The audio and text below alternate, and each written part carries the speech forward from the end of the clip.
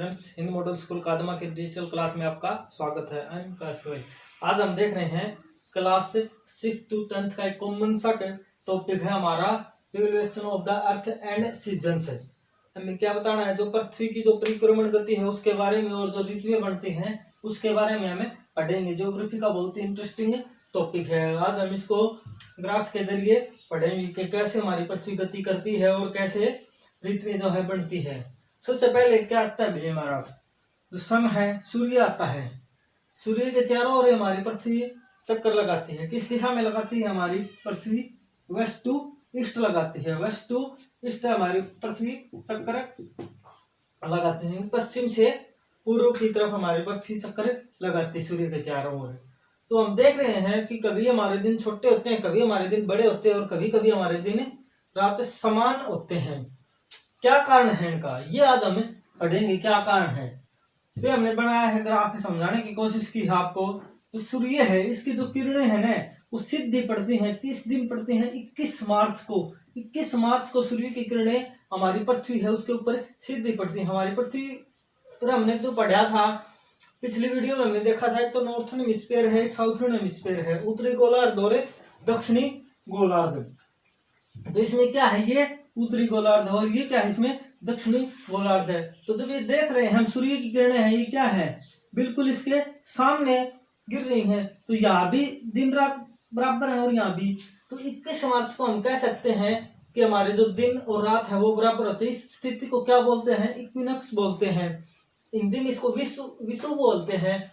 उसका मतलब होता है जब दिन और रात बराबर होते हो। ऐसी स्थिति में क्या होती है, हमारी पतझड़ ऋतु होती है। ऐसी स्थिति में उसको बसंत ऋतु भी बोलते हैं, क्योंकि इस टाइम पे क्या होता है, जो फसलों का है वो चेंज होता है।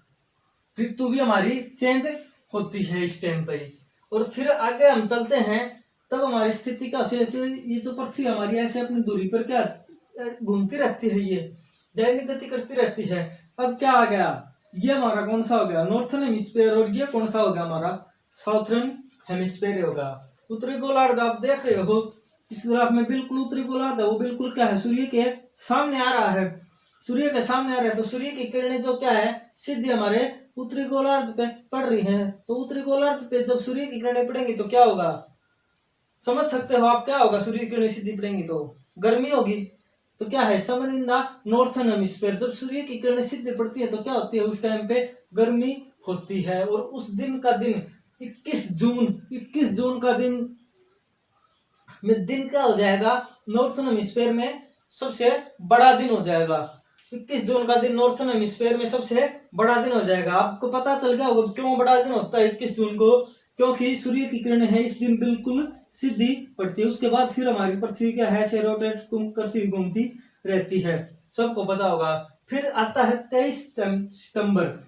23 सितंबर को क्या होता है, जो हमारी पृथ्वी है ना वो घूमती घूमती बिल्कुल ऐसी कॉमन स्थिति में आ जाती है। कौन सी स्थिति में? जब वो 21 मार्च की स्थिति में होती है। इस टाइम पर फिर क्या होता है, जो सूर्य की किरणें हैं वो पृथ्वी के जो दोनों गोलार्ध हैं, पृथ्वी के कौन से जो दोनों गोलार्ध हैं इनके ऊपर समान रूप से पड़ती हैं। तो इस दिन भी क्या होता है, 23 सितंबर को क्या होता है, इक्विनोक्स होता है, दिन रात बराबर होते हैं। तो अब क्वेश्चन ये आ जाता है भाई, पृथ्वी पर कौन से दो दिन ऐसे हैं जब दिन और रात बराबर होते हैं। तो अब देख के बता सकते हो तुम, 21 मार्च और 23 सितंबर को क्या होते हैं, हमारी पृथ्वी पर दिन और रात बराबर होते हैं। 21 जून को क्या होता है, उत्तरी गोलार्ध में तो क्या होता है, दिन बड़ा होता है। और दक्षिणी गोलार्ध में फिर क्या होगा, रात छोटी होगी, क्योंकि दिन रात मिला के 24 घंटे का होता है, समय तो 24 घंटे ही है। अब इसके बाद हम चलते हैं, फिर हमारी पृथ्वी चलती है। तो क्या हो गया, जो हमारा नॉर्थर्न हेमिस्फीयर था वो ये आ गया, और जो नॉर्थर्न हेमिस्फीयर हमारा ये हो गया, और जो साउथर्न हेमिस्फीयर है वो हमारा ये वाला हो गया। साउथर्न हेमिस्फीयर हमारा कौन सा हो गया, ये वाला हो गया। तो ये हमारा कौन सा हो गया, नॉर्थर्न हो गया। ये वाला कौन सा हो गया, हमारा साउथर्न हेमिस्फीयर हो गया। तो ये तारीख कौन सी है, 22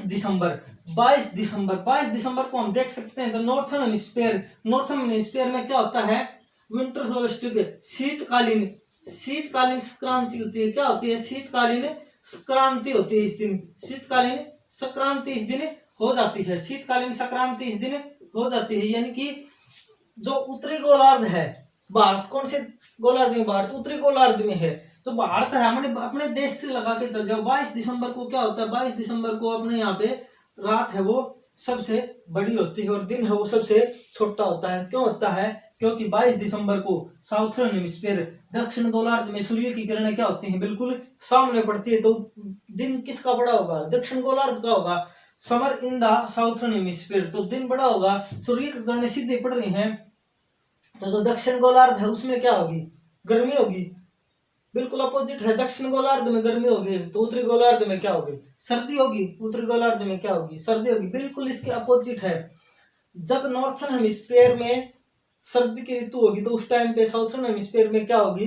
ग्रीष्म ऋतु होगी। और जब साउथर्न हेमिस्फीयर में ग्रीष्म की ऋतु होगी तो उस टाइम पे क्या होगी?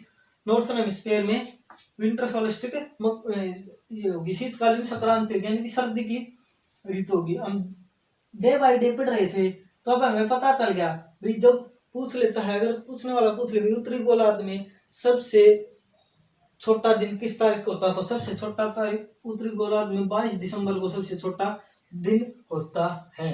और सबसे बड़ा दिन पूछ ले तो कब होता है सबसे बड़ा? 21 जून को सबसे बड़ा दिन होता है। दिन रात पूछ ले तो दिन रात 21 मार्च और 23 सितंबर को पूरी पृथ्वी पर दिन और रातें बराबर होते हैं। कई बार इसका अपोजिट पूछ लेता है, ये बताओ कि साउथर्न हेमिस्फीयर में दिन कब बड़ा होता है? तो हम जो उत्तरी गोलार्ध है उसका अपोजिट कर देंगे तो 22 दिसंबर को दक्षिण गोलार्ध में तो क्या होगा? दिन बड़ा होगा। और उत्तरी गोलार्ध में क्या होगी?